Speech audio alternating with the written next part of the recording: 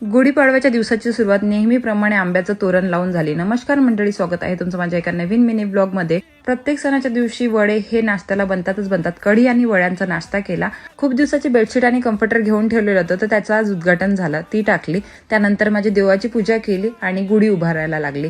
पूजेचं सर्व सामान होतं, फक्त नारळ नव्हतं कळसाचं, तर यांना नारळ आणायला पाठवलं. तोपर्यंत मी इथे तळण काढलं, कारण फक्त तळण राहिलेलं होतं, बाकी सर्व स्वयंपाक झालेला होता.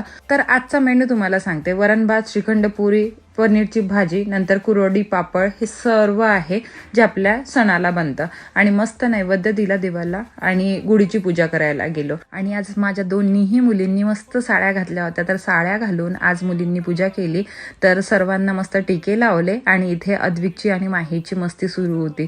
तर छानपैकी आमची पूजा झाली, आरती झाली. त्यानंतर आम्ही जेवायला बसलो आणि हो, आमरस सुद्धा बनवलेला होता. मस्त आम्ही पूर्ण फॅमिली मिळून जेवायचा आनंद घेतला आणि असा साजरा केला यावर्षीचा गुढीपाडवा.